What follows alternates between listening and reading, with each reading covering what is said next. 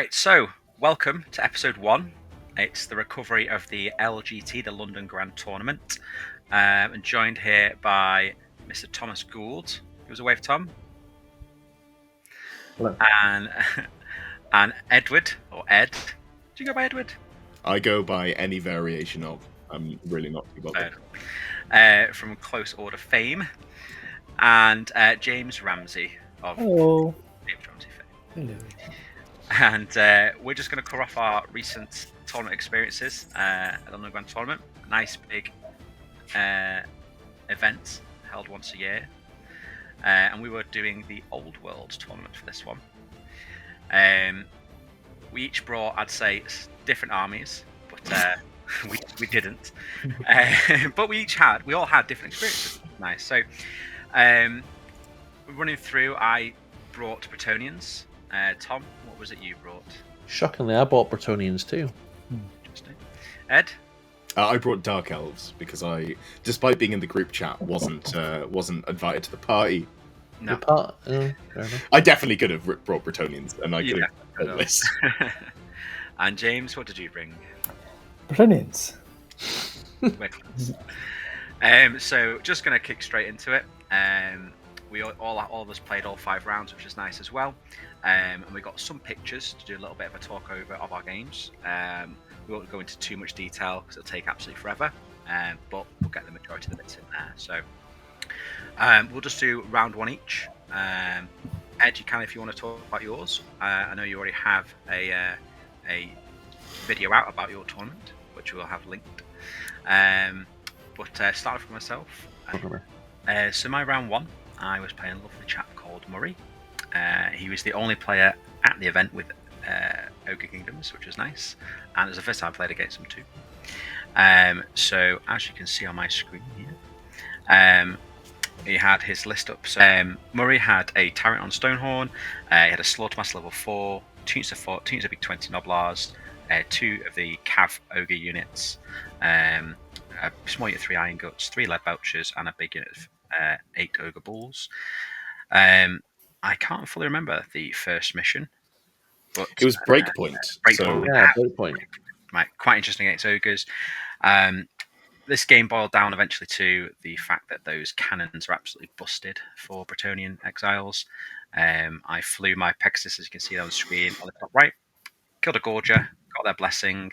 Green Knight jumped out, charged his Slaughtermaster, and then sat there for the entire game, whilst the Pegasus unit, as you can see there, off their stands, just sort of worked their way through everything in the back. That Duke, flat 2 damage, is absolutely disgusting against anything ogre-sized.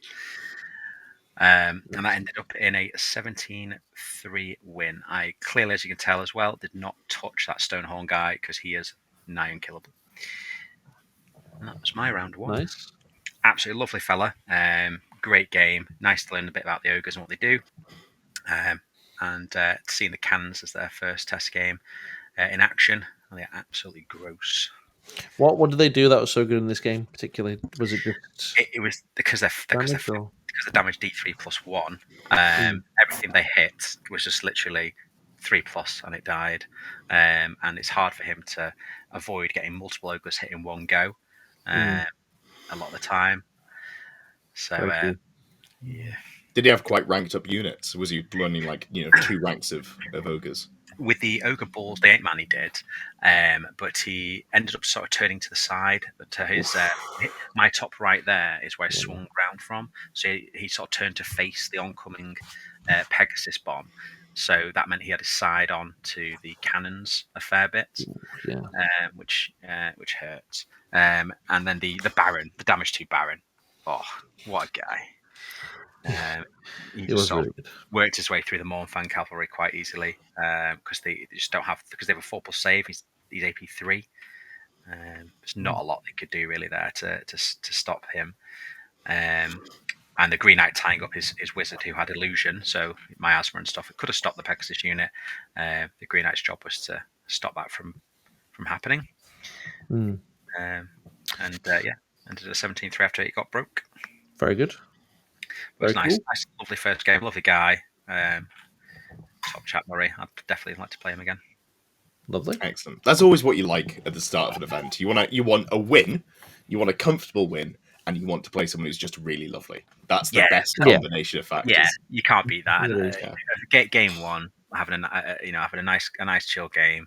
Everyone's playing by intent. It was just a really, there was nothing awkward about any of it really for myself. Yeah, I was the same. I didn't see any drama kick off either across the floor, so that was quite nice. It does make a change. There's always like I'm not going to be comparing the two games, but there does always seem to be something that happens in 40k.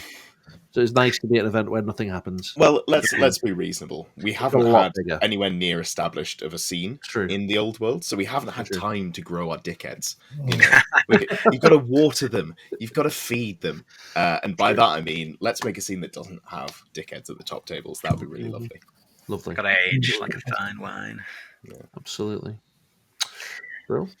Tom, your game one, playing against round one. I was playing against Dark Elves with Gwillem Johnston, I should say.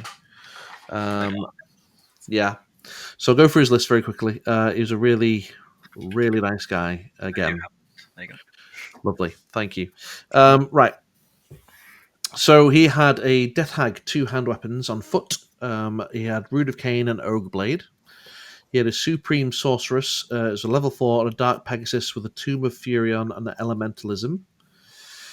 He then had the Dark Elf Dreadlord with Lance, full plate armor, Black Dragon, Sea Dragon Cloak, and then he had a regular sorceress, hand weapon level 2, on foot, 2 focus familiars, one law familiar, and that was taking battle magic. He then had 20 witch elves, 2 hand weapons. They had a champion and a standard and a musician to full command.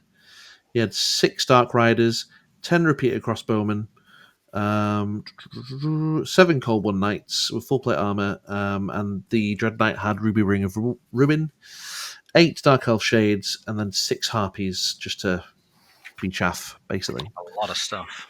Quite a lot of stuff, yeah, to be fair. Now, the way we sort of went into this game, I wasn't expecting him to be, quite so condensed. We were talking about this quite a lot, Ramsey, if you remember in the first game. We were saying that, at all costs avoid the Black Dragon. Don't charge the Death Hags because they're going to absolutely mess things up. It actually made it very difficult. He played it very well. Everything was really, really nice and condensed. You couldn't really engage anything without being in threat range from something else. So if you can see the way he's sort of set up there, the big lion hammer of witch elves.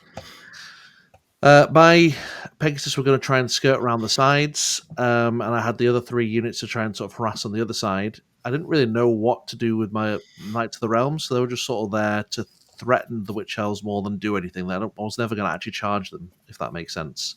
Yeah. But it's just sort of like maybe try and bait him with he's got frenzy on them.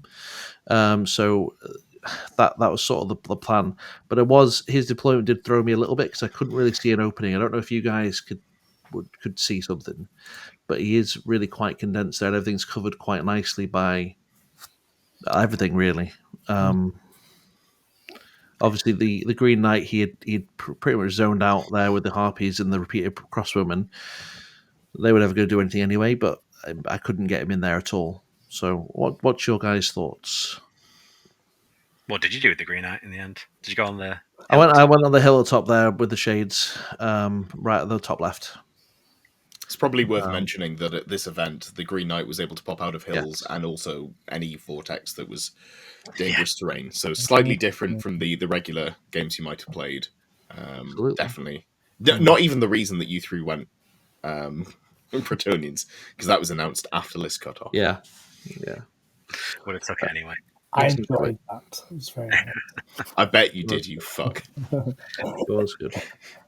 But that was the deployment anyway. I mean, what do you guys think in terms of the Knights? The Knights of the Realm were the biggest things. I didn't really know what I could have done with them, for being completely honest. Yeah, I think this game, I mean, looking at it just here, he doesn't have massive chaff, but there's definitely quite a lot of unit strength you can pick up almost for free. The Shades on the side with the Green Knight and the repeated crossbowmen and Harpies, quite easy to pick up if you want to. I think even the Cold One Knights are not squishy, but they're also not that hard to kill. But I agree, you've got to be careful with this Black Knight and not Black Dragon. Not let it get into your Pegasus, and try not to let it get into your Knights too early. You want to kind of delay it with the Falcon Horn, maybe fleeing some charges. Absolutely. Obviously, the Witch Elves are very slow. If you can keep them just failing charges all game, they're probably not going to go too far. Absolutely. So I'll go through how this panned out, though. So in the first turn, I moved everything up slightly. He obviously was very condensed. He was really, really quite disciplined in terms of how he did it. He moved everything up slowly. The Falcon Horn was doing its work with the Black Dragon. It was out of the game for the majority of the game. And he was casting out his vortexes, stopping me from coming in with my Knights of the Realm. I probably wouldn't have done that anyway, if that makes sense. They were there to sort of try and bait him more than anything. Basically, we did play a cagey game up until the Falcon Horn failed with the reroll. Yeah, which it happens. I mean, like, not to me, it doesn't. It doesn't really happen very often. Yeah. I never had it. So there were two turning points in this game. If you go through the pictures, Andy, we can probably see where they were. So the one thing, so what I was trying to use my peasants for, so that was when the Falcon Horn failed clearly, and the dragon was able to get in. There were two turning points in this game that I felt. So first was that he did actually break his discipline and decided to rush forward with the Witch Elves. And I was able to fly over them with my Pegasus to sort of threaten his Cold One Knights and his Dark Riders. I left. I only had a few peasants left. There was about 5 or 6. I think there was 5. There was 5 left behind the building. And I left one of them out within charge range of the Witch Elves. Now, the plan being, obviously, he might shoot them again, but they will trigger the charge of the Witch Elves, and they're out the game. And I can then threaten everything around his backboard edge and play around his Black Knight. He hit them. He clipped them with a Pillar of Fire. Rolled exactly 5 hits, and then rolled literally 5 4-ups, which killed the whole peasant unit. Which does again happen. He just needed to not roll 1, basically. If he had failed with 1, then his Witch Elves would have been out of the game. So that was the one big one, because then they were just turn around and threaten my Pegasus then. And then, of course, the other big one was the Black Knight, or Black Dragon, sorry, failing to the Falcon Horn failing. All right. I think it was a really close game still. Actually, no, it wasn't. I'm lying to you. The score wasn't that close after that. It was going to be close, but it wasn't close once that happened. What was the score? That's a good question. Let me have a look. It was a 15-5 loss. So I managed to get some points, but not a huge amount. Not too bad. No, not too bad. Especially given the additional 400 points you got for breaking your opponent in this scenario. That's actually a closer game than it sounds, because that's probably about a 13-7 in terms of traditional breakpoint. Obviously, it just counts a win in the mission pack, but it's not actually that huge a difference. Yeah, absolutely. But Guillem was such a nice, again, like your opponent, Andy, was so nice, and it was a really fun game. A lot of intent was there, and no one was. There's no gotcha hammer at all. It was really good. I noticed that the entire event, everyone was pretty good with wanting to play by intent. Nobody seemed like they were a bit of an a-hole or anything at all, which is nice. Yeah, absolutely. Like that. Absolutely. Okay. James? I was playing Tomb Kings, and he had a variety of things. Some fairly standard stuff like some Necrosphinxes and a block of archers, some Soom Scorpions, and Necropolis Knights. But what was a bit different and special for his army was he had his War Sphinx Tomb King rather than the Bone Dragon one. He still had the Armor of Ages and everything, but he didn't have the flying version, which actually in this game doesn't make a difference because the dragon wasn't going to be flying anyway. So actually, they're pretty similar. They do similar amounts of damage. They've got a few less stomps, but it's a little bit more. Probably a little bit weaker in combat as well. But his cat, Lord, he didn't have -1 to be shot. that was really impactful against your list with all that high value shooting. Yeah, very impactful. Yeah, so no, it didn't make much difference, and so he deployed most of his big stuff on my left, and I kind of countered that by putting everything on my left as well, apart from a couple of units. And really, it just came down to I knew first turn I've got the Vanguard banner. I can press him first turn, try and get into these archers. So I need to kill the Hierophant quite early, the level 4 Lich Beast, because I haven't got any magic myself. So just try and stop him throwing his necromancy spells out. And if I can stop that, that makes me feel good. And so kind of we had a bit of a turn one. I kind of pushed up, didn't get a charge though. Green Knight didn't show up. I was very sad about, because he had his Hierophant right there charging right on the hill. And I was like, oh dear, that would have been a juicy turn one charge. But he jumped him into the archer unit, sadly, after he realised his deployment error. And so I then just basically turn two, I charged everything into that archer unit with the 5-man knight with the Baron and the Green Knight and the BSB. And I thought, he's got no chance. This unit's going to explode. With all my attacks and everything, it's just going to get wiped out. And sadly, didn't roll very well, which meant that there was 2 archers left on the Hierophant. I was like, oh my goodness, because I was going to get countercharged by the 5 Necropolis Knights and the Sphinx Tomb King. I was like, damn, this is actually quite bad, because I can't then I can't rack up any combat res, because he's only got 2 archers and the Hierophant left, and the rest, and he's going to kill a lot of Pegasus Knights here. So I'm thinking, this actually could go quite bad. Yeah, as you can see, this is the big archer break there that I've hit with everything on my turn 2. Lucky for me, he makes a mistake here. What he does was because he hasn't got a rank, he has to accept the challenge, and he doesn't realise this, but because of the Frontier Axe, I'm going to rack up like a disgusting amount of overkill with the Hierophant, because I'm going to do 2 wounds and I'm going to get like a lot of overkill. And so when he charges everything in, he leaves the Necropolis Knight. He charges the chariots into the Green Knight. This is a mistake as well, because he's also multi-wound too. And basically, if he just engineered his charges slightly differently and not charge the chariots in, and maybe been able to somehow get something with a champion into the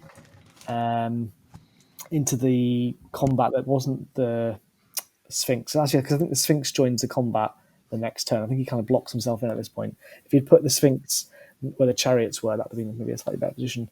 So I rack up a load of overkill, and basically the chariots and the Necropolis Knights start getting crumbling. And also because his Hierophant dies, he loses regen and he loses all the it all starts crumbling away. But Tomb King's quite high leadership 10, I believe, so it's quite hard. They don't really crumble that much. You think you've done a good job, but actually no, you haven't done a lot. And but in the end, we start grinding away. Obviously, the Sphinxes kill some knights, my basic knights. I shoot them with cannons, and they don't do anything. He keeps passing 5 up regen, which is sad. But he's lost his regen after this turn. And then the big grind happens with the Sphinx comes in, and eventually I think I lose combat.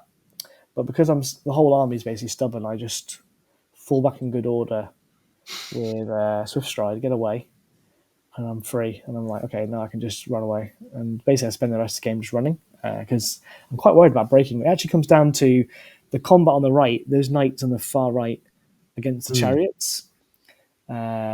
He charges me, and obviously I charge and countercharge, and I'll just fight. And it comes down to do I take the leadership 8 check to not break, or do I stubborn and fall back in good order, but then he'll get his impact hits again?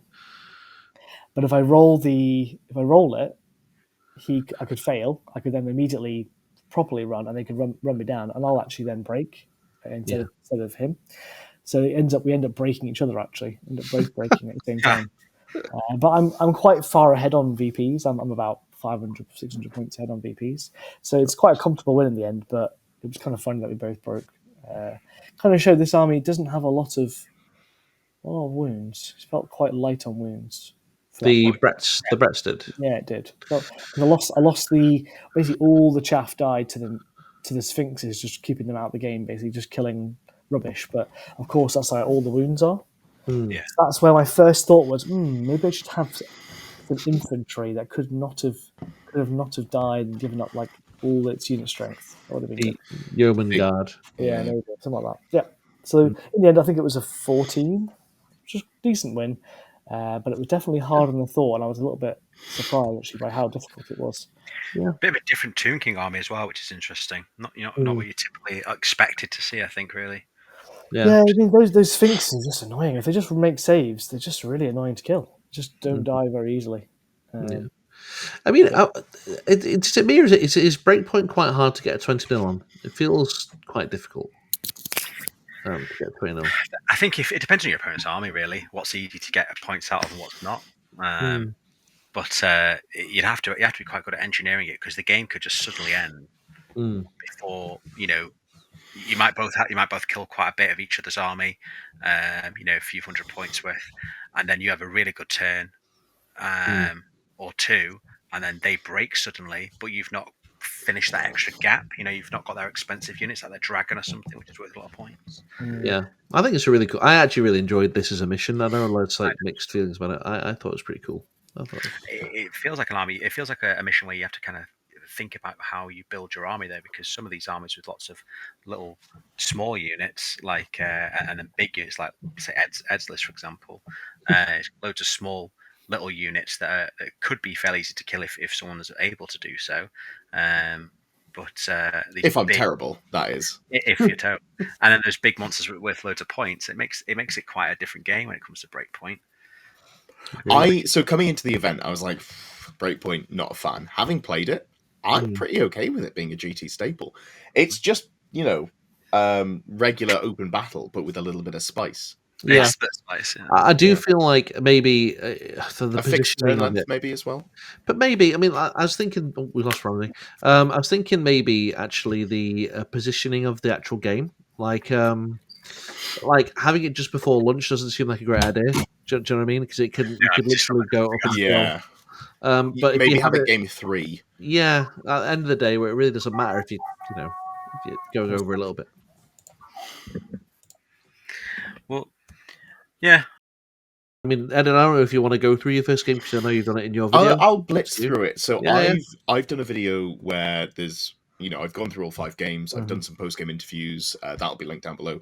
Also, check out Dowie After Dark. That's Richie's channel. He also talks about our game, and he does a post-game interview. So there's plenty there if you want to hear more about round 1. But basically, round 1, coming to round 1, I've played Richie at every event I've been at. I've played him 4 times, and I've lost to him 4 times. I say this in the video. The first 3 games I can rationalize away. The 4th one really hurt. That really stung. I was like, going into that game, a month and a half, 2 months ago, I was like, I've got to win this. And I got absolutely destroyed. So the tension was on. I did a lot of planning. I did a lot of prep.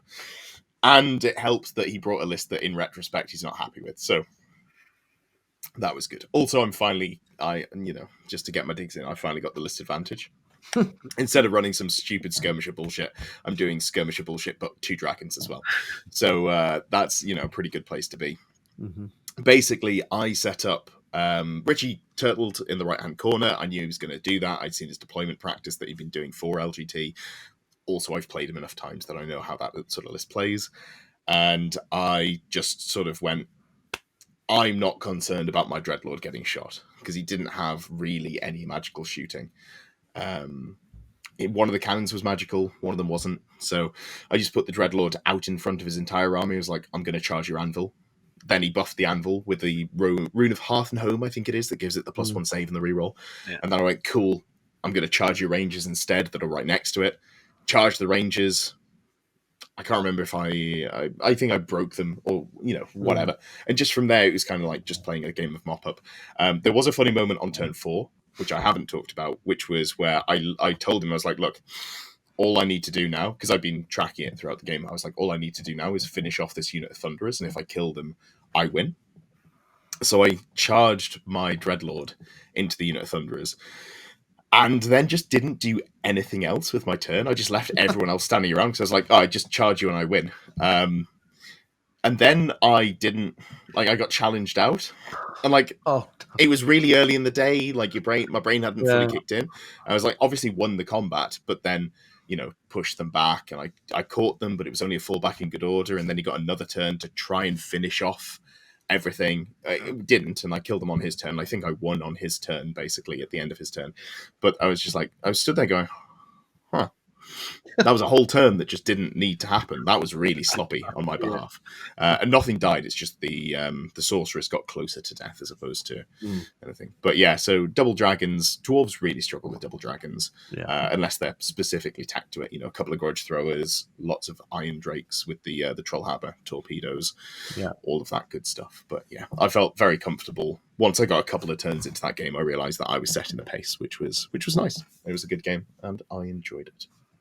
Do you think if he'd had more artillery, grudge throwers or something, that he'd have been a bit more scared? If he had grudge throwers instead of cannons, yeah, absolutely. So for anyone who hasn't looked at the dwarf artillery stat lines, cannons are strength 8, AP 2, D3 damage. Grudge throwers are strength 8, I believe. It's either 8 or 10, but it doesn't matter here. AP 3 and D3 plus 1 damage. They're just better in every way. Talking about the center hull, obviously. Yeah. Both of those improved stats make a big difference in terms of killing big save stacking dragons. So, a couple of those. And also, Richie scatters quite a lot, like a random amount, like a normal amount, I should say. But against me, I swear those grudge throwers are targeted, laser guided. Last time I played him, I was playing like a cloud of skirmishes, and turn 1, he hit both grudge throwers directly on, even after I evasived. And it's just, all right. Yeah. Them's the breaks. It's a dice game sometimes. Exactly. Yeah. Brill. Okay, now moving on to round 2. Anyone who's good at mission names, what was this mission called? This was Meeting Engagement. Meeting Engagement, this is the one. So I was playing against Edmund, another Ed. So the Brett player, wasn't he? He was also a Brett player, yes. Yeah. He had the Grand Army, though, instead of the Exiles. So rolling off to see who loses stuff into the warp turn 1, I managed to roll no ones. Wow. But Ed managed to roll a 1 for his second brick of Pegasus Knights. Oh, no. And his Unit 5, what they called again? Unit 5 mounted yeomen who were to support his prophetess. So in Ed's list, he had the Duke with the Gromwell Great Helm, Killing Blow Sword of Heroes, and Knightly Temper. He had a Baron with the Virtue of Heroism, Killing Blow as well. So he doubled down on the Killing Blow. And he had level 4 Battle Magic Prophetess, 20 men at arms, 20 men at arms, 20 Knights of Realm on foot. I appreciate that. I like that. 5 Pegasus Knights, and 5 mounted yeomen. So he interestingly had his Pegasus in lance formations. I thought it was quite unique. Oh. Also to note, he didn't have the Falcon Horn, so I was 1 up on the Falcon Horn there. But as you can see there, I just sort of deployed in a fairly defensive line because I had the cannons. I knew that he had to commit to me. Ed went first. I had less units on the board. He had +1, so he went first and just sort of did a little move as much as he could towards me. He was scared, obviously, of the Green Knight. As you can see, the prophetess was trying to hide behind the Duke. The Baron, sorry. And he was just trying to position so I couldn't get the Green Knight into her, because if I could shut her down, then the magic that he had that was 1 up on me was not going to be an issue. But that's all I wanted to use the Green Knight for, was to stop magic, basically. As I had no magic defense, he was my magic defense. But in doing so, it makes people deploy and move quite strange, and probably not the most, the best way that they want to be going, which is going to obviously be full sending at me like he's trying to do there. So that's why I love the Green Knight. Absolutely love him. Unfortunately, this game it boiled down to the cannons just absolutely destroying Pegasus. Nothing he could really do there because he didn't obviously he couldn't pray, so he was just on his armor saves. And the what's it called? The Knights of the Realm So the men at arms and stuff were good at holding up the Green Knight a fair bit, but eventually just whittles them down, charging into the prophetess, which I did manage to do eventually with the Green Knight. And she had to flay, so she kept doing this bit of a back and forth pinball situation from the middle of the table to the back near his beer. And eventually she got sniped out with a cannon. And again, he brought, where the house is at the top right, he brought his Pegasus, his other 5 Pegasus unit on there, but he brought them in a lance formation, which was a mistake, because then the cannons could just, both cannons in one turn as he arrived, both cannons pointed at them, killed all 5. And that's, I think, so on like turn 2, he had like no Pegasus left. So he kind of knew where the game was going to end up going there. At the end of it all, it just ended up being his he had a couple of men at arms left, and his Duke, who was on about 3 wounds, I think, in the middle, in a challenge with the Green Knight. And that ended up being a 17-3 win as well. Very nice. Strong start for Lovely. you. Lovely. Yeah. Castle, as it were. Cannons are so strong into Pegasus Knights. You have to be really meticulous with your movement, because if you're not, you're going to be getting 2 Pegasus Knights hit every time, at least. And if you really mess up, you can get like 3 of them. And the bombards, D3+1 damage minimum. You're going to kill every Pegasus Knight. You're wounding on 2s. They only get a 5-up ward. A 5-up ward is good, but if they fail it, dead. Just absolutely splattered. Mm-hmm. Well, they only get a 6-up save. True. And they don't get they don't have a ward, obviously, because they can't get it. Brats, yeah. Oh, sucks. Yeah. But because you can't pray as the exiles, can they not pray? No, because in the Bretonnians, it literally just says you can't pray at all. If Bretonnians play Bretonnians in their actual codex, it says that the lady will not bless either of you for civil war. Yeah, I hope that gets fixed, because that feels like a sort of, this is how we get around both players trying to pray and nobody gets to start the game, with some fluff wrapping on it. And then exiles is just like, I'm pretty sure out of the exiles or the loyal Bretonnians who are serving the lady have a prophetess in there. I think one of those armies should be able to pray. Maybe it's just me, guys, but I think one of those armies should be able to pray. I mean, I had the banner of the lady, so I mean, I was pretty, You were pretty. You're always pretty. You don't need a banner to be pretty. This is what war games should do. We should always, buoy each other up. Out of curiosity, I needed that to say thank you. Did he say why he was doing it in lance formation? Because actually, that's quite an interesting idea. Obviously, not necessarily against the cannons, but did he say the benefit? Do you know what? We didn't talk about it, but I wish we had, because I was thinking. I did think, I was like, well, wonder what the benefit. There must be a reason for it, because he had a movement tray, 2 movement trays of both units with different levels on it, which is quite handy. So he could have his Pegasus Knights actually properly ranked up, which is quite cool. So he obviously put some thought into that. This was how he wanted to play with them. And spoiler alert, Ed came like 3rd or something in the end. He absolutely stopped. Yeah, must have. Yeah, that's what I mean. So that secret sauce must have worked. So something that it does is it lets you get more attacks into a smaller frontage. So if you're playing into an army where you're not realistically going to be able to get all of the Pegasus Knights, or you're not realistically going to be able to get, you want to get both units of Pegasus Knights in, you can get the multi-charge. That's really nice. Against another fast army, I think it's a huge disadvantage. I don't think you should be doing it in a Peg versus Peg matchup, because they can just move past you, they can outposition you. But if you're playing into like ranked up units, if I'm playing double Pegasus Knights and I'm playing it into Vampire Counts of Tomb Kings, I'm probably going, well, maybe not Tomb Kings because of the catapults, but, I'm just going to be like, cool, 2 lance formations, I'm going to hit that zombie brick, I'm going to kill 20 of them, or that might be an exaggeration. I'm just going to crumble that to absolute dust. You know what it probably does do as well? It gets around the new skirmish FAQ, whereas he's not worrying about getting things into combat. Getting over that 6-inch movement. They're already in the right formation. So it's probably just removing that headache. Because you had a situation, didn't you, where you couldn't place it because of a building? Am I right, Andy? And it wound up killing a Pegasus or something like that. You were asking Andy about it. Yeah. Well, the question is when you, I mean, there's no rule for it, I don't think, but when you rank up Pegasus, nothing says which way around you have to have the bases. No, So because skirmishes have only front arcs.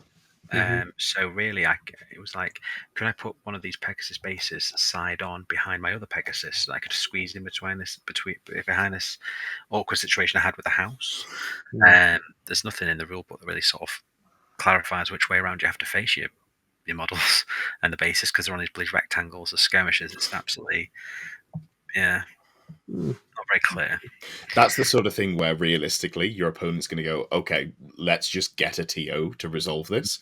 And the TO is probably going to go, yeah, you face them forwards, which is like the sort of what you'd expect, but not necessarily how, like, it isn't spelled out in the rules at all. So I think legally you probably can put them sideways, but I think it's one of those things that's so sort of like seems so common sense that people are probably just going to be ruling it like, yeah, obviously you've got to face forwards, even though it doesn't actually say anything like that in the rules. Yeah. Agreed. Okay. Cool. Yeah. Look, again, lovely opponent. We played a lot of by intent. No rules issues. Anything there is ever a rules issue was literally, let's just have a read of it. Let's ask somebody. I learn more at events than I do anywhere else because you've got two people who have a firm grasp of like 80% of the rules and a tenuous grasp of the other 20%. And you get to a situation where you say something confidently and they go, I don't think so, or vice versa. You're like, okay, cool, let's just check it. The app, the website, it's like tau.wh, Warhammer Fantasy Battles, WHFB. Just a website with all of the rules, and it has links from each bit. That's really good at finding answers. Yeah, I would recommend that. Cool. Yeah, that is a good app, actually, to be fair. I've used it, but I didn't think about using it as an event. I decided I've bought this rule book. I barely actually looked at that open something else. Yeah, I didn't open it because it's so poorly edited. Oh mate, honestly, it's like you go to one page for a rule. It's like go to page 60. It feels like one of those, those choose your own adventures. Exactly. Yeah, go to page. Proceed to page. You died. It's like okay. I like to think that I'm virtuous and, I believe in competitive integrity. I'm never going to cheat at an event. These are things that I hold dear to my core. But fuck me, I cheated so much in those Choose Your Own Adventure books. I was like, oh, I'm dead. Let me just go back to where I had my finger in the page. Ooh. So, game 2, Thomas. Yeah, I'm actually just because I'll be honest, all my games were brilliant and I really enjoyed it. But just for the interest of time, because we're on 50 minutes, okay, I'm only going to pick out one game to talk through. All right. Obviously, you want to go for all your games, that's fine, but I'm just going to pick one of mine. Is that okay? Yeah. Otherwise, we're going to be here till 3 a.m. Okay. So I'm going to pick out Richie from Dowie After Dark. This is by far and away my most. Like I said, no disrespect to any of my other opponents; they were all brilliant, but this was by far and away the most entertaining game I had all event. It was close. It was. It had some funny moments. It had some, disappointing moments. It happens, but it had everything. It was really good.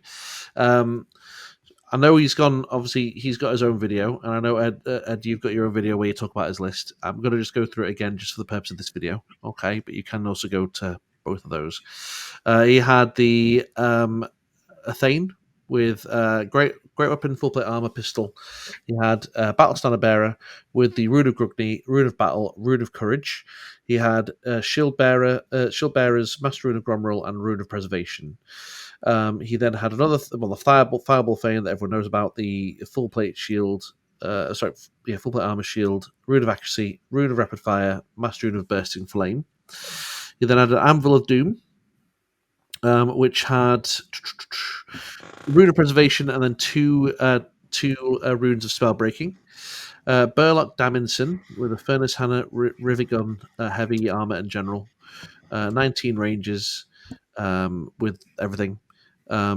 We had 16 Thunderers again, 2 cannons. 2 cannons and then 19 Iron Drakes. So they had everything again.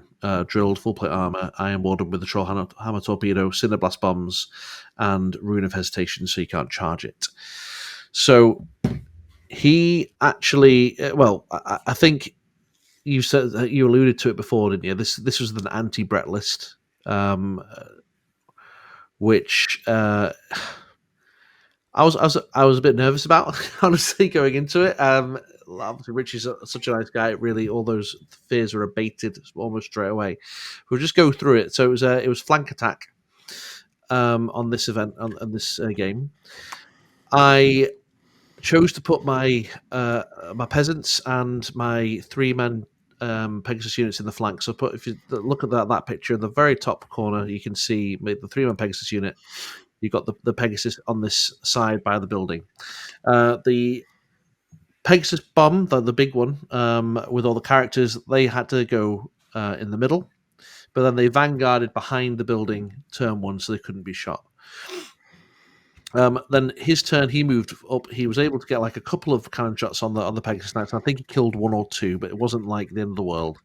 Then my turn, when I moved up, I left 2 behind the peasant archers, so that ultimately, if anyone was going to shoot them, then they'd be taking -1 to hit, which it did work a little bit. It wasn't the best. I still managed to kill quite a few. Okay, quite a few from the list.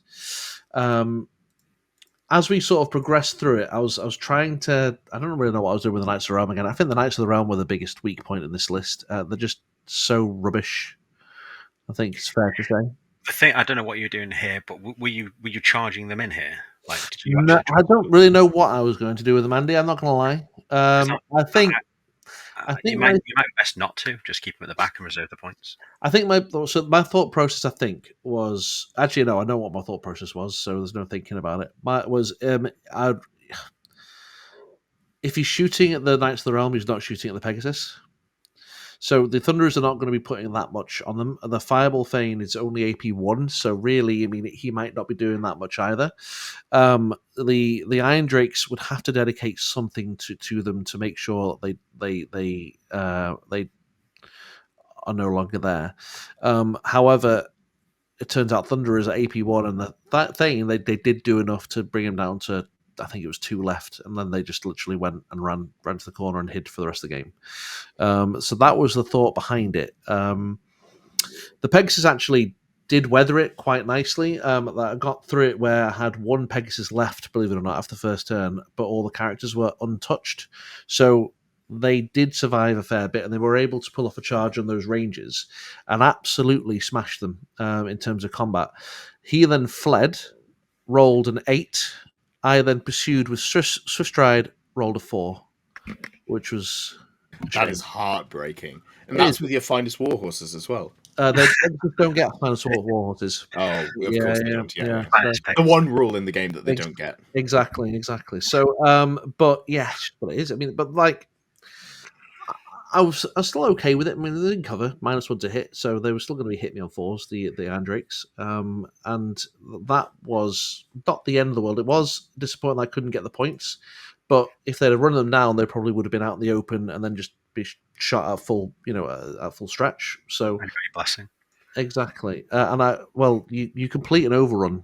Just because I don't catch them, the rule says that you complete an overrun, so I would have got the blessing anyway. The rules writers never even conceptualized that you might be able to fail to catch a unit of dwarves. They get -1 to their flea rolls with a unit that has 3 dice against those 2 dice -1. Sorry, I don't know if I'm rubbing this in too much, but yeah, hey ho, exactly right. What else happened? Let's have a look. So that was pretty disastrous. I mean, in his turn, he basically removed everything except for my heroism banner, who had 3 wounds left.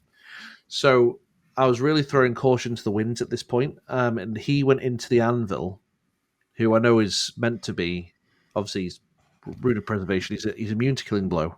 He's immune to multiple damage. So my heroism baron was really clutching at straws, but somehow killed him, which was really unexpected, and got me quite a few points. Basically, it culminated with, at the end of the game, he had his Thunderers, which were just in combat with Green Knight the whole game, and I had my 3 unit Pegasus, which managed to get all the war machines. I did a long bomb charge with my Baron, my heroism banner, onto his Fireball Thane, who stood and shot, and reduced him to 1 wound, which was real clenchy bumhole time. The heroism banner then cut the Thane's head off, which was great. Overran into the flank of the Thunderers, fought again because he killed him in outright combat, didn't run him down, so he overran into the flank of the Thunderers, killed the Thunderers, and then the Iron Drakes blew him off the table. But it was actually a really close game. It was like 13-7 all in all. So I was actually really quite chuffed with that. I thought it was quite a good result, really. You had him on the ropes, did you? For a little Sorry? bit.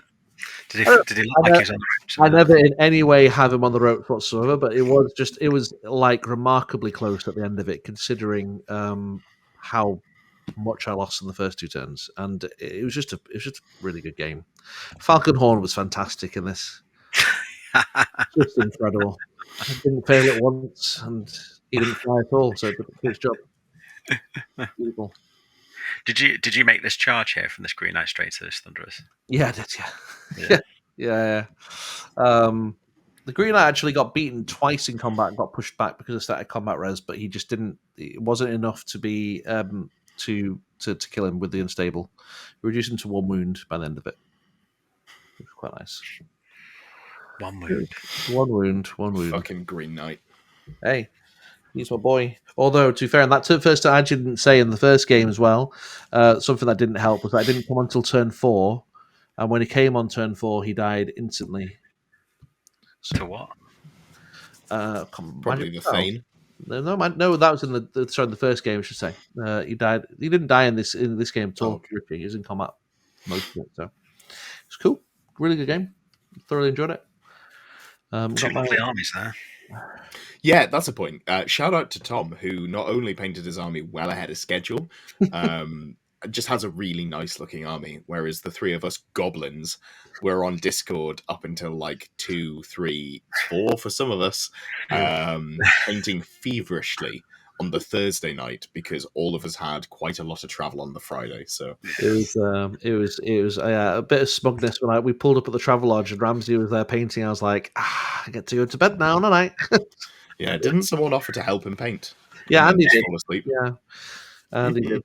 Oops. And then so funny because Andy offers to paint him. We're in the hotel room. Andy offers to paint him, and Rams was like, "Yeah, I really appreciate that." And then for some reason, Andy just got into bed anyway.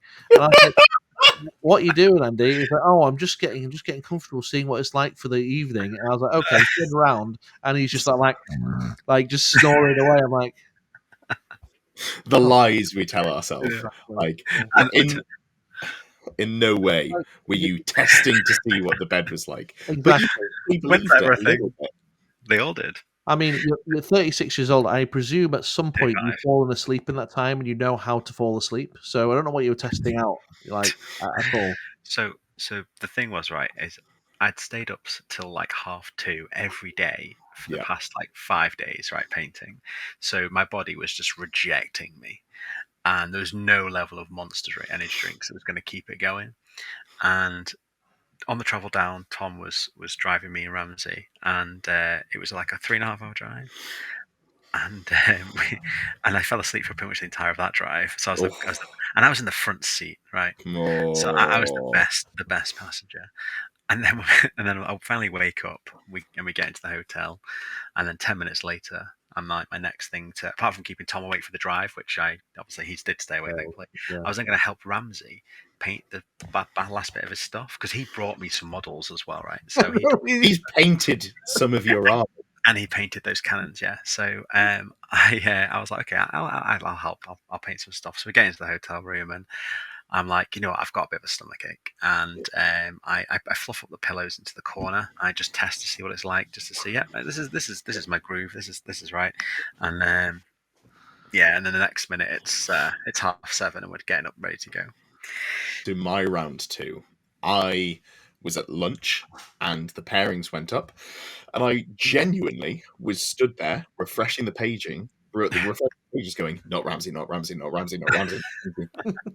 Genuinely stood there chanting, surrounded by loads of 40k players. Pairing comes up. I've got Ramsey.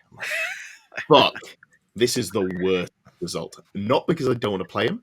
I think James, if we're talking about sort of skill at the event, James is probably my pick for number one. Like, he was the player on name value alone that I was worried about playing the most. Don't get me wrong, I'm fully okay with playing against good players. That's not it at all. I didn't want to play him round 2. What I wanted was to play him in round 3, because I knew he'd been painting like a motherfucker, and I knew there was a good chance that he was just going to crash game 3. So I wanted that version of Ramsey, but I didn't get it. Unfortunately, I got a fairly bright-eyed and bushy-tailed Ramsey, which was, it was great. It was a really lovely game. So I think I should probably take on that one. As Tom was saying, obviously, we're now getting into the time a little bit. It's probably not super worth talking about every game in detail. Not every game is worth breaking down. But for me, this is one of the ones that definitely was. So you can see here, I didn't actually take any pictures. I just took video. So we have one picture taken by Andy. Thank you so much, Andy. But here you can see some real shenanigans. So this is turn 5, but you can kind of see what's happened.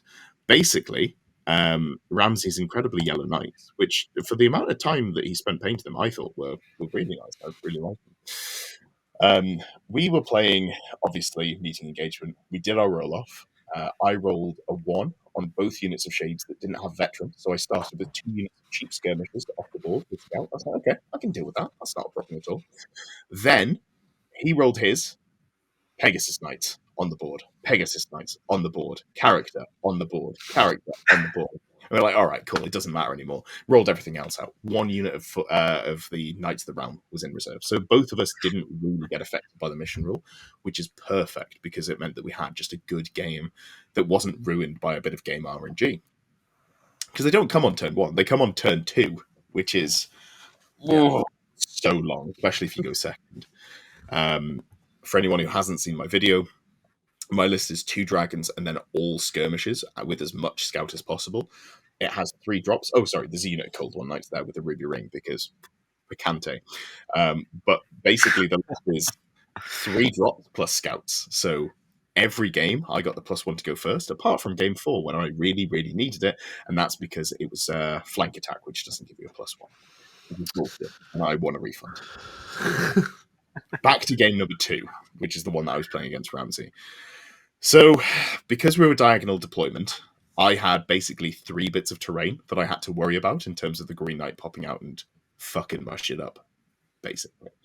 My game plan was to deploy around the wood. So on this image here, if you can just scroll in sort of between my, my imposing stance, between my hands. Yeah, if you can just scroll in over there.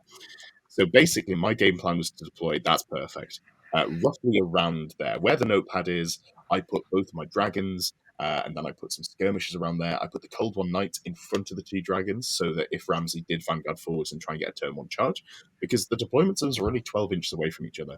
So even though I was deploying a little bit back, he could still very easily get quite an aggressive turn 1 charge if he wanted to go for it, if he rolled. But yeah, I was very heavily around there. The game plan was I wanted to roll Arcane Urgency.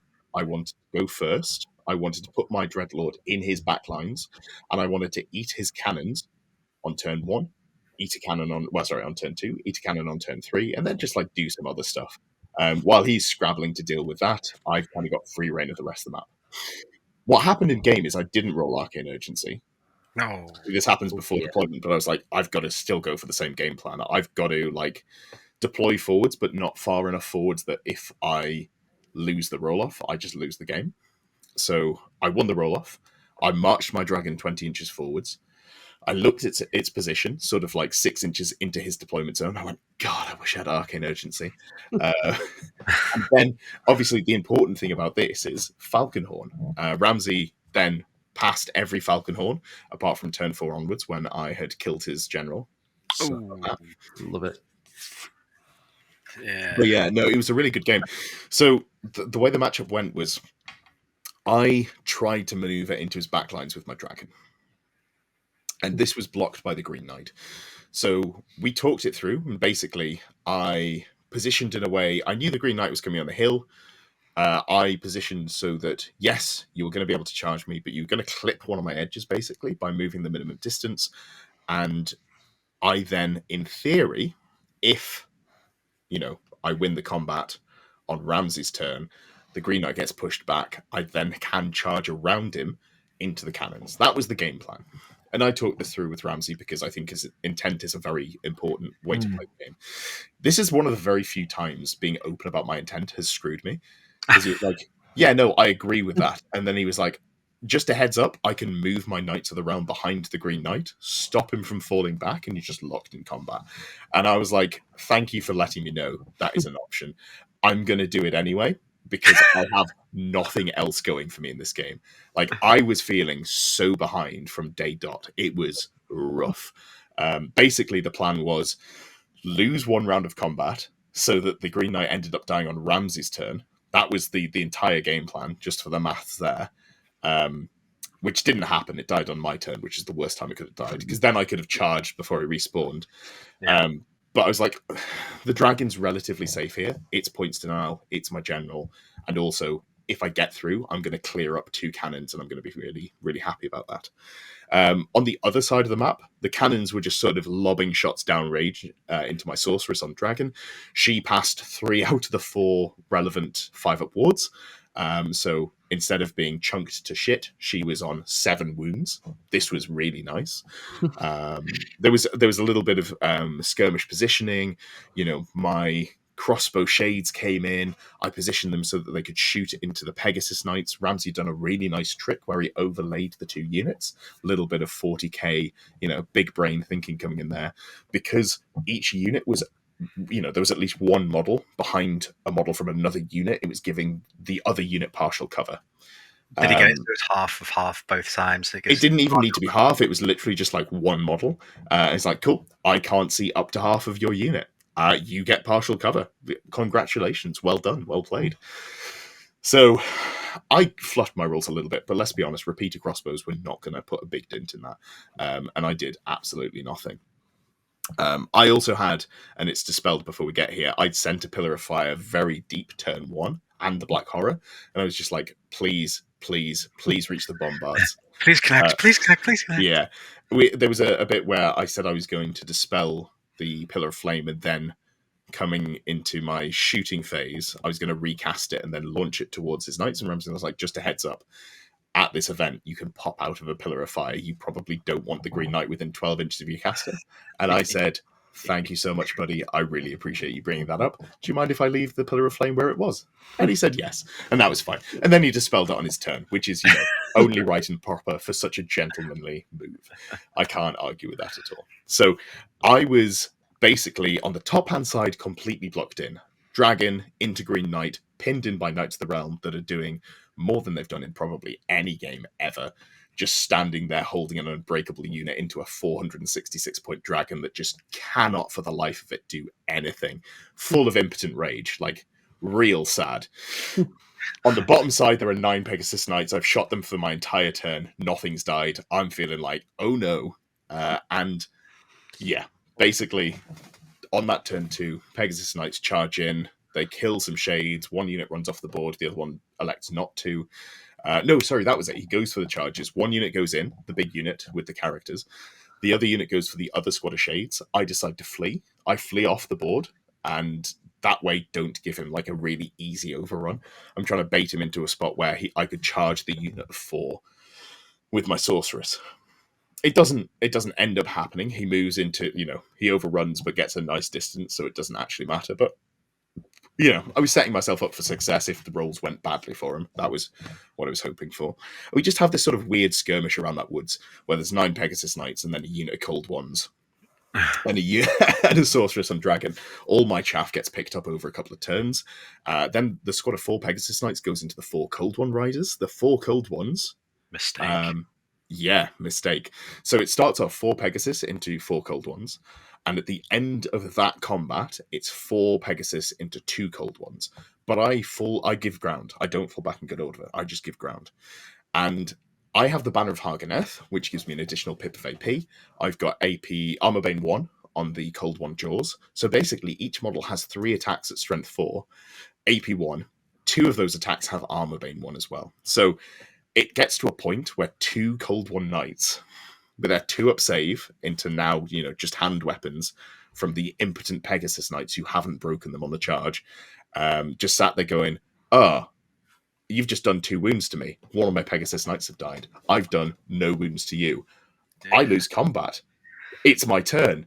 And then the next turn, they charge in. And it's, I think, the most animated I've been all of LGT was just every time I rolled a 6 with those cold one jaws, like cheering loudly.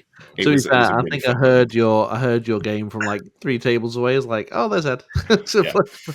Well, I love this when this happened. It was great because you're right that the Pegasus are out. If they don't break someone on the charge and they've not got a character in there that can chop stuff up, are terrible. Whereas like those cold ones are okay off the charge because you got the AP and you got a decent amount of attacks. So yeah, it's watching you just chew through them slowly. You were getting very excited. I was getting excited watching you. I was looking fantastic. When you've got a really close game against a friend, and then you get into one of those silly situations, like that's the most fun I have playing Warhammer. You roll a 6, and you're like, that is euphoria. I am living the best life right now. So the Cold One Knights basically won a protracted combat between 2 Cold One Knights and 4 Pegasus Knights from the point where they started winning. Unfortunately, 1 Pegasus Knight was left alive at the end of the game because the other unit went, hold on, we can't allow this to happen. We're just going to charge in and finish you off. But in more exciting news, turn 3, the Pegasus I charged the Sorceress and Dragon into the Pegasus Knights. That was it. Ramsey challenged me with the unit champion. I won that combat, but, just followed up. And then, in the next round of combat, the general with the Falcon Horn, the Frontier Axe, the virtue of heroic bullshit, challenged me back. And I was like, oh god, I'm going to take so much damage. But you only get the extra D3 attacks and hatred on the charge. So actually, I was in because I charged with my Sorceress, I was in a really good spot. You charged him? How did that happen? Basically, Pegasus Knights cleared up everything around, and I was just like, it's go time. I've got a dragon. There might be a level 4 caster on it who has 2 hand weapon attacks, but we're gonna Barney. So because I had a lot of units in and around the wood, for James to be able to clear any of the units, he had to charge into the wood, had to give me vision. I was trying to, play around the wood as much as possible so he couldn't see me. But if he did anything aggressive, I'd be able to see him because I could clear things at range and he couldn't. So I had a little bit of an edge there. So came into that second round of combat on James's turn. He challenges me. I accept the challenge. I went first with my 2 pathetic hand weapon attacks. I think I may have even done a wound or something like that, which was, I'm not sure if it was this combat or if it was like the previous one where I was against the champion, but I was like, that never happens. This is weird. The Frontier Axe slaps back. I take 2 damage, just like a single wound goes through. I take 2 damage. I'm down to 5 wounds. I'm feeling, okay, I can go another round here. I feel good about this. I roll my attacks back. The dragon does enough just to straight up kill the general. Oh, wow. It was wild. I just absolutely murdered it. And then I was like, I guess I just roll my stomps now. I can't remember fully. I don't think I needed the stomps to kill him. I think it was literally killed it with the black dragon attacks. Then the stomps happened. It was just like combat res, baby. Let's go. Cool. Obviously, never gonna actually break this unit because exiles. But yeah, it was good. And that sort of combat swung it from being looking quite difficult for me because coming into it, I was quite worried about the list. But then the more I played around with it, I realized that without the heroic killing blow character and without level 4 dispel threat, I've got a lot of agency in this game with double dragon, one of which is a caster. For sure. Because he can't none of his units can really take on your dragon apart from the Green Knight sit there holding your hand because that even the Natla Temper guy, even if he did obviously get to strike you, especially when it's against your Lord or someone with a better run save, he's not going to easily kill you and then you easily kill him back. Yes, I do.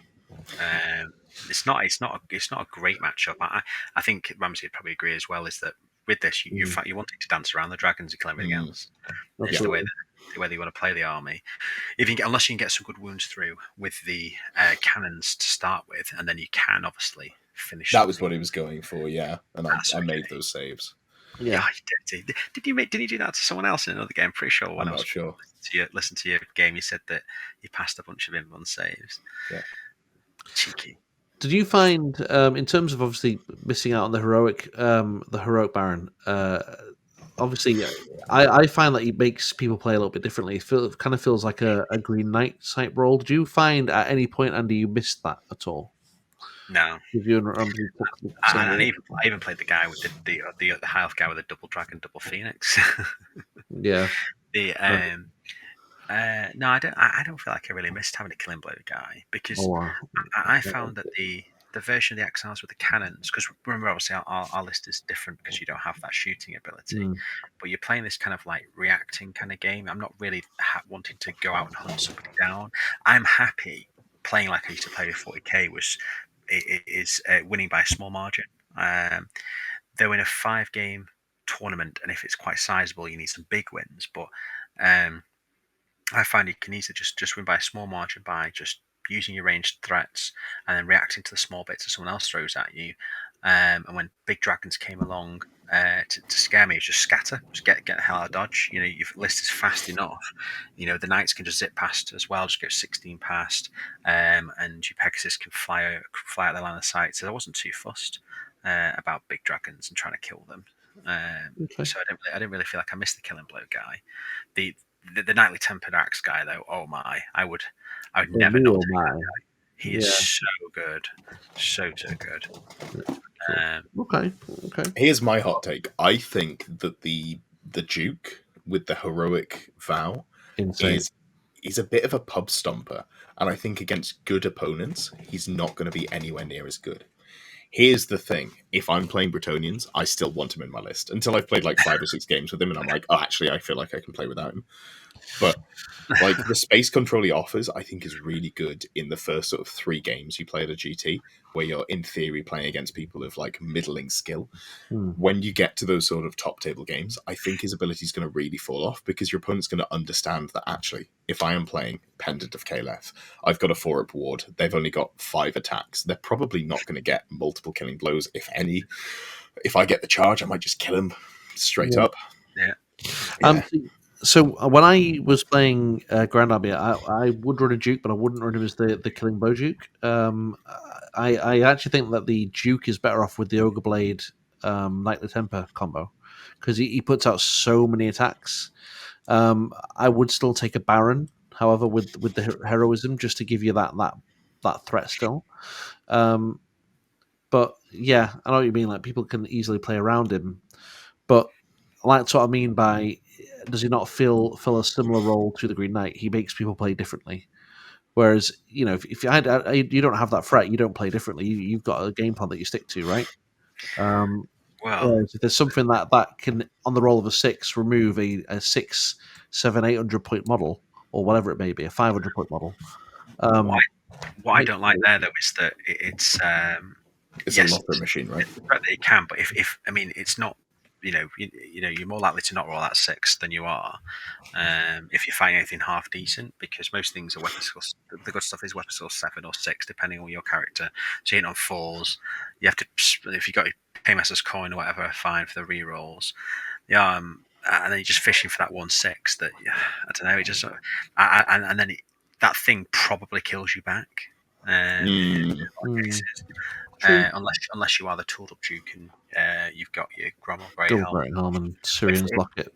If they've got a character that's half decent on top of that dragon, like Ogre Bladed up or whatever, then they're probably going to kill you if So yeah, it's great for the threat, but I don't know. I'm not a fan of it's too reliant on just that lucky trying to roll a 6.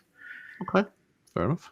I prefer the ways of dealing with them is like we'd switch out now. We're switching out these rubbish knights for the peasants and stuff, and just having combat res blocks instead. It's static. You know where you're coming from with it. You know what's happening. You got 2 guys to challenge them out. You got a static res of 6 or whatever it is, 7, on one of the blocks. So yeah, I'd rather go with something like that to help deal with big dragons. Though if they're charging a dragon into a combat res block like that. What's happened, I don't know, but whatever, it's there because the rest of your army can just dance around the dragon is the idea anyway. Yeah, definitely. Did you find the dragon's narrow line of sight quite difficult to play with, Ed? Not so much. There was game 4. I was given the runaround quite a lot, but you can kind of set it up because they've got such a long charge range and like such a reliable charge range. You can kind of just go, okay, I'm going to measure out. I've got some 90-degree or like 45-degree markers here. I'm going to measure out where I can see. I'm just going to make sure that your movement, whichever unit I've assigned to death, the back of that unit can't get out of my charge arc. I think you just have to be more forward thinking if you're playing dragons, especially if you're playing multiple of them. And that honestly really surprised me. I've waxed lyrical about the fact that I didn't play dragons for the first sort of 6-7 months of Old World, and then I was like, I'm going to have my dessert. I got to play 2 of them. But when I played them, the first couple of games, I just played really badly. I was like, turns out there is actually some level of skill involved with them. Obviously, they're probably overstated for their points, but they're not as point and click as you might initially imagine. If you're playing against players who have spent the last 6 or 7 months going, my army doesn't have a dragon, I've got to work out how to play against it, and that is not being charge arcs, make sure the positioning's wrong, illusion caster, all of these things. Okay, cool.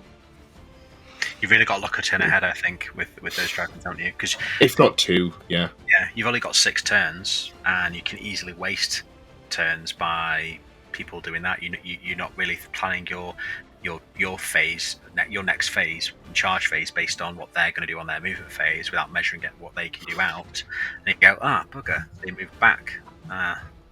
Or the thing that's so broken about a dragon is not necessarily the dragon; it's the dragon plus arcane urgency. I know I've been very clear about my thoughts on arcane urgency. I think it's maybe the best spell in the game, but if you can move 40 inches on turn 1, you can set up a charge into whatever you want, and you can do it behind a unit. If you are stood behind a unit, it's very hard for them to get out of charge arc. Like if you are, on a clock, if they're facing forwards and you're sort of like here at 7 o'clock behind them, it's near impossible for them to get out of the charge arc unless they're some sort of like open order fast cav or something, done like that. Plus, you might even march block them if they're unlucky. That's a salt in the wound, isn't it? Yeah. Cool.